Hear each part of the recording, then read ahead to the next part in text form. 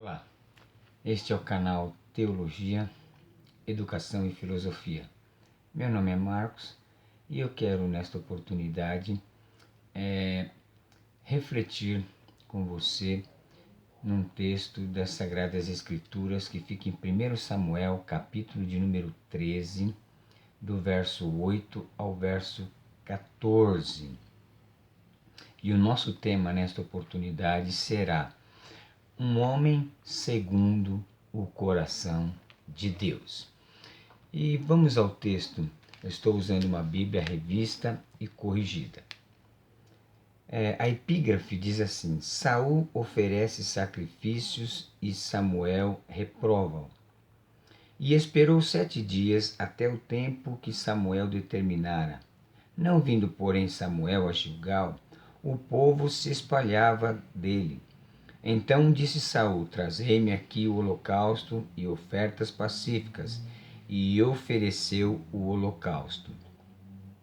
E sucedeu que, acabando ele de oferecer o holocausto, eis que Samuel chegou, e Saul lhe saiu ao encontro para o saudar. Então disse Saul: Que fizeste? Disse Saul: Porventura não via que o povo se espalhava de mim, e tu não vinhas nos dias aprazados? E os filisteus já se tinham ajuntado em Micmas? Eu disse: Agora descerão os filisteus sobre mim a Gilgal, e ainda a face do Senhor não orei, e forcei-me e ofereci holocaustos. Então disse Samuel a Saul: Agiste neciamente, e não guardaste o mandamento que o Senhor teu Deus te ordenou, porque agora o Senhor teria confirmado o teu reino sobre Israel para sempre. Porém agora não subsistirá o teu reino.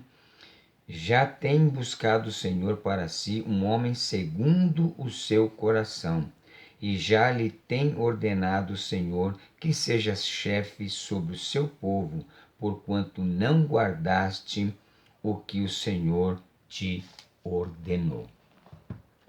É interessante, irmãos, que no capítulo 8 de 1 Samuel, nós vamos ter o relato da Bíblia em que o povo de Israel pede um rei a Samuel. Se nós formos lá no capítulo 8, no verso de número 4, as Sagradas Escrituras vão nos dizer assim: Então todos os anciãos de Israel se congregaram e vieram a Samuel a Ramá, e disseram-lhe: Eis que já estás velho, e os teus filhos não andam pelos teus caminhos. Constitui-nos, pois, agora um rei sobre nós, para que ele nos julgue, como o tem todas as nações. Porém, essa palavra pareceu mal aos olhos de Samuel, quando disseram: Dá-nos um rei para que nos julgue. E Samuel orou ao Senhor. Se nós continuarmos lendo o texto vai nos apontar que Deus fala para Samuel seguir aquele conselho do povo e levantar um rei.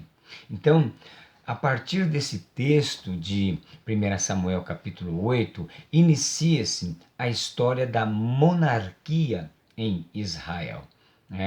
E essa monarquia, a princípio, ela vai ser com todas as tribos juntas, todas as 12 tribos unidas, regidas por um único monarca, um único rei. E o primeiro rei de Israel é Saul. E o segundo rei é Davi. Então, o que eu quero trazer agora para essa nossa reflexão, um homem segundo o coração de Deus, é a história, mesmo que sinteticamente, desses dois homens, que foram levantados para serem rei em Israel. Como esses dois homens viveram. Um que foi muito mal sucedido, que foi Saul, e outro que foi bem sucedido, que foi Davi. Pois qual era a diferença entre esses dois homens, a ponto de um ser tão bem sucedido e o outro ter sido mal sucedido? É interessante que nós observamos que no capítulo 11 de 1 Samuel, Saul, ele inicia a sua vida, né, como o governante, né, rei, futuro rei de Israel. Ele começa de uma forma muito boa, né? Ele inicia sua carreira, né? Ganhou a confiança do povo. Veja que no capítulo 11 de 1 Samuel, Saul, ele vence os amonitas. E é interessante que no versículo 6 do capítulo 11, a Bíblia diz assim: então o Espírito de Deus se apoderou de Saul ouvindo estas palavras e acendeu-se em grande maneira a sua ira. Por quê? Porque os amonitas haviam sitiado Jabes-Gileade.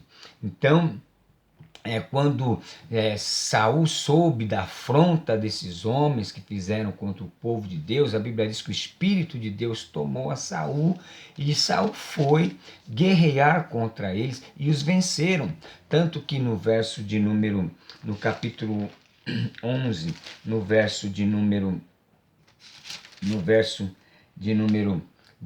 15, diz assim: e todo o povo partiu para Gilgal, e levantaram ali rei a Saul perante o Senhor em Gilgal, e ofereceram ali ofertas pacíficas perante o Senhor.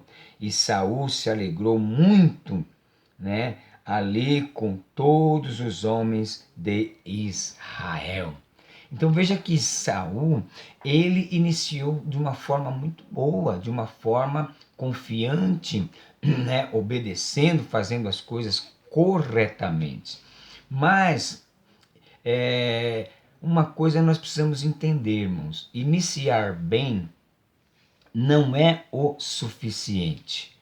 Iniciar bem a carreira cristã, iniciar bem o ministério, iniciar bem qualquer atividade na área espiritual, no trabalho para Deus, não é o suficiente, né? É preciso permanecer fiel. Nós vamos observar que a grande diferença entre Saul e Davi era na questão da obediência. Saul inicia bem, vencendo os amonitas, né? Coloca todo o povo, né, em confiança a ele. Tanto que no capítulo 12, a Bíblia diz que Samuel resigna o seu cargo. Olha, agora eu trabalhei até agora, ninguém tem nada contra mim, porque Samuel foi um homem de um testemunho, né, um testemunho fiel, até porque Samuel, ele não foi somente juiz, ele foi juiz, foi sacerdote e foi profeta. Teve essas três funções, né? E ele, em toda a sua vida, desde quando sua mãe Ana o levara para o templo, aquele homem se tornou um homem de Deus sem ter uma mancha. Vamos dizer que Samuel realmente foi um homem irrepreensível. Porém, seus filhos não andavam nos caminhos do pai.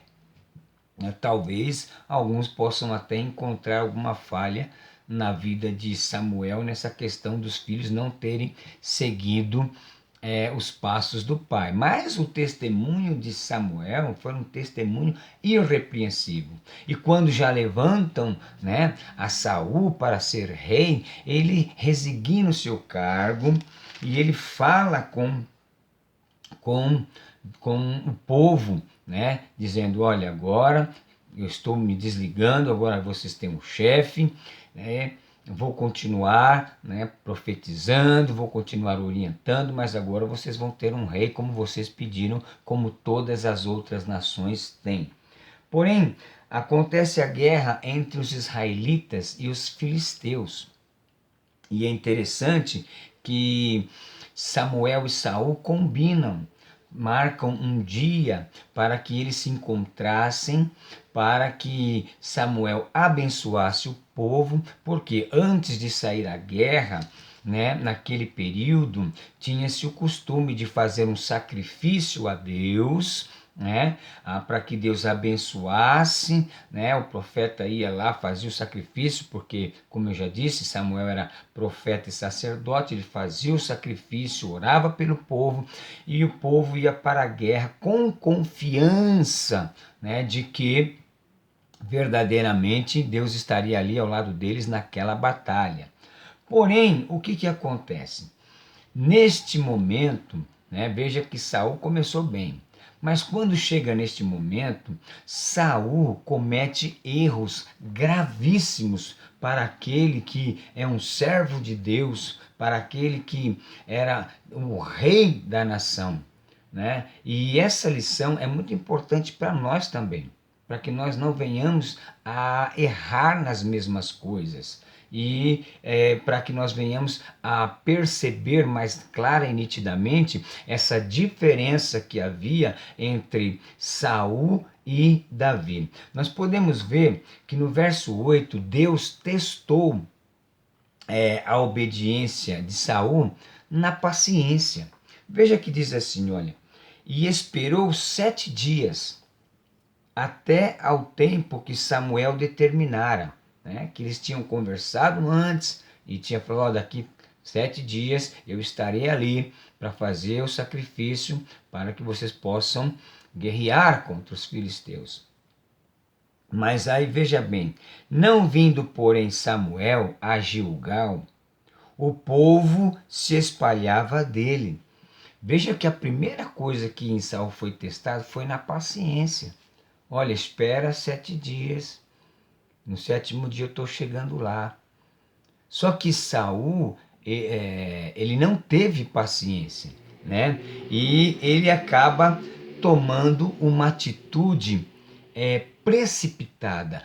Irmãos, grande parte dos nossos problemas, das nossas dificuldades se encontram na questão da nossa precipitação em determinadas ações, quando nós devemos ter paciência. Veja o que Saul fez. Então disse Saul: trazei-me aqui um holocausto e ofertas pacíficas, e ofereceu o holocausto. Então ele teve uma atitude, né, precipitada. Cuidado com a precipitação. Cuidado com a precipitação. Saul fez o que era de competência do sacerdote. O rei era para governar, o rei era para controlar o povo. O sacerdote é que tinha essa obrigação. O rei não podia exercer o ofício do sacerdote, assim como o sacerdote não podia, né, agir como rei. Não, cada um tinha o seu determinado lugar. E Saul, infelizmente, ele quebra essa regra, né? Porque ele não era sacerdote, ele não tinha essa autoridade. Então nós vemos que ele fez algo que era da competência do sacerdote. O sacerdote não tinha competência de rei e o rei não tinha competência de sacerdote. Foi outro erro. Irmãos, cada um deve cumprir com a sua obrigação. Não se preocupe com a obrigação do teu irmão, do outro. Não, preocupe com a tua obrigação. No verso 11, nós vemos que quando Samuel chega, Saul começa a dar as desculpas. Veja que no verso 11 diz assim: então disse Samuel: que fizeste? Disse Saul: porquanto via que o povo se espalhava de mim e tu não vinhas nos dias aprazados, e os filisteus já se tinham ajuntado em Miquimais, eu disse: agora descerão os filisteus sobre mim a Gilgal, e ainda a face do Senhor não orei, e forcei-me a ofereci holocausto. Forcei-me, ou seja, ele colocou uma desculpa dizendo que ele foi forçado pela circunstância para fazer algo que não era para fazer. Um erro grave. Irmãos, muitos crentes hoje agem assim. Eles deixam de fazer, de cumprir as suas obrigações e depois ele coloca a desculpa em outros. Mas não é assim, não é? Dessa forma não conseguem. Então, nós vemos que Saul foi um homem que teve conclusões precipitadas, atitudes precipitadas. E aí nós vemos no verso 13 que vem a repreensão do Senhor quando Samuel, né, diz que Deus não iria confirmar o reinado de Saul. É interessante que, se nós seguirmos a história, no capítulo 15, Samuel manda Saul destruir os amalequitas. Veja que surge uma nova oportunidade para Saul fazer a coisa correta. E quando a ordem era extermina tudo, o povo, os animais, tudo. Por quê? Porque era uma promessa de Deus de quando Israel havia saído do Egito e os amalequitas não haviam permitido, né, Israel passar pela sua terra, e Deus naquele período disse que iria destruir aquela nação. E chegou a oportunidade de cumprir, a oportunidade esteve na mão de Saul, e o que aconteceu? Saul não obedeceu. Veja que no capítulo 15, né, o verso 9 diz assim: e Saul e o povo perdoaram a Agag e o melhor das ovelhas e das vacas e as da segunda sorte e aos cordeiros e ao melhor do que havia, e não os quiseram destruir totalmente, porém a toda coisa vil e desprezível destruíram totalmente. Então, se você continuar lendo o texto, a Bíblia vai dizer que quando Samuel chega lá, né, a palavra de Deus vai a Samuel, no verso 11 diz assim: arrependo-me de haver posto a Saul como rei. Ou seja, Saul foi totalmente reprovado. Saul demonstra aqueles crentes que no início da sua fé obedecem, aceitam as determinações, mas que chega uma época em sua vida que já não se interessam mais, que já não se esforçam mais em fazer a vontade de Deus, né? Com desculpas, e só fazem aquilo que querem para obter a bênção de Deus. Precisamos ser um homem ou uma mulher, e sermos um homem ou uma mulher segundo o coração de Deus, nós precisamos entender que existe um princípio fundamental, que é o princípio da obediência, né? Então, Deus rejeita Saul e levanta um outro para ser rei. Aí quando nós chegamos no capítulo 16, né, Deus manda Samuel, ungir Davi, né? E Davi, ele é ungido rei. Quando nós chegamos no capítulo 17, se você quiser acompanhar, né, sendo ainda muito jovem, a primeira coisa que Davi mostrou é que ele confiava em Deus. Nós temos aqui o texto que nos mostra quando Israel está ainda em guerra com os filisteus, estão acuados os soldados, o rei, todos, e Davi se apresenta, né?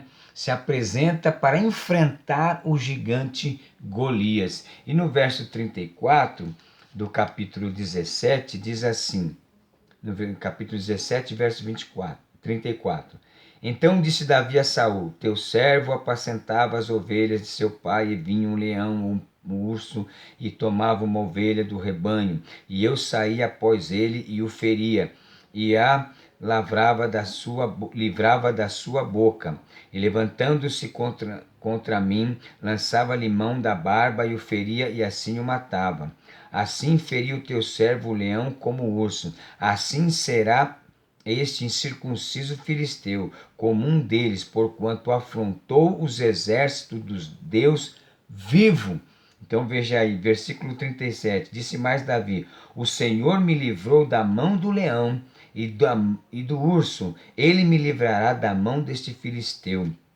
Então disse Saul a Davi: vai-te embora e o Senhor seja contigo. Então, primeira característica, né, de um homem, de uma mulher segundo o coração de Deus, é a confiança em Deus em momentos de crise, em momentos de batalha espiritual, em momentos de dificuldade. Confiança em Deus. Olha a diferença entre Davi e Saul. Saul, não vendo Samuel chegar, se foi forçado a fazer o que não devia. Não, Davi, ele confiou em Deus antes de partir para a batalha.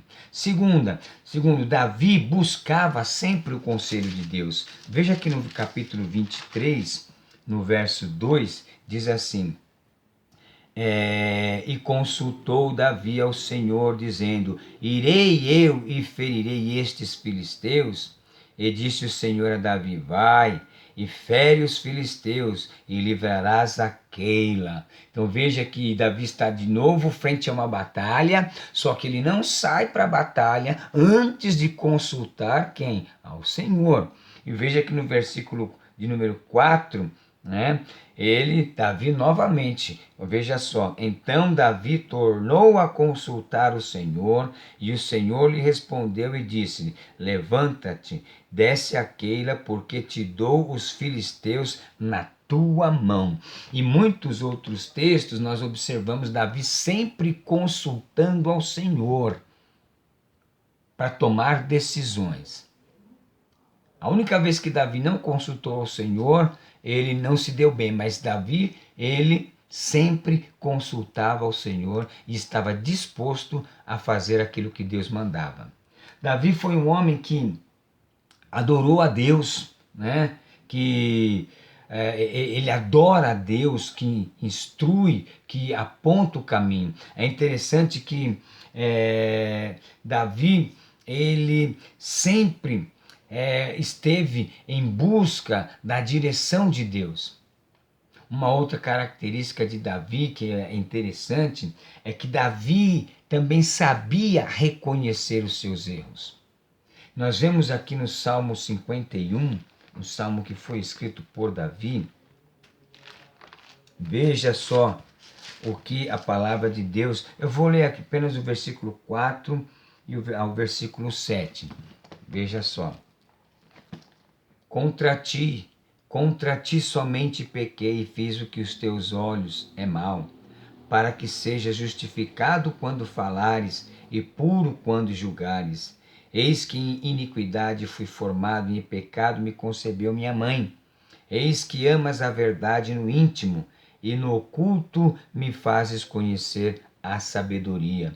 Purifica-me com isopo e ficarei puro, lava-me e ficarei mais alvo do que a neve. Então veja que nesse texto, Davi ele expressa toda a sua contrição pelo pecado que ele havia cometido. Então, essa era uma das características de Davi, ou seja, reconhecer os próprios erros. Interessante que Paulo, no capítulo 13, verso 22, narrado por Lucas, que escreveu o livro de Atos, Paulo testifica que Davi realizava a vontade de Deus. Vamos dar uma olhadinha nesse texto, Atos capítulo de número 13. Atos de número capítulo 13. E o versículo de número 22. E quando este foi retirado, lhes levantou como rei a Davi, ao qual também deu testemunho e disse: Achei a Davi, filho de Jessé, varão conforme o meu coração, que executará toda a minha vontade. Aqui quando Paulo está discursando na sinagoga em Antioquia da Psídia, que foi um local onde foi uma das primeiras igrejas na qual Paulo fundou.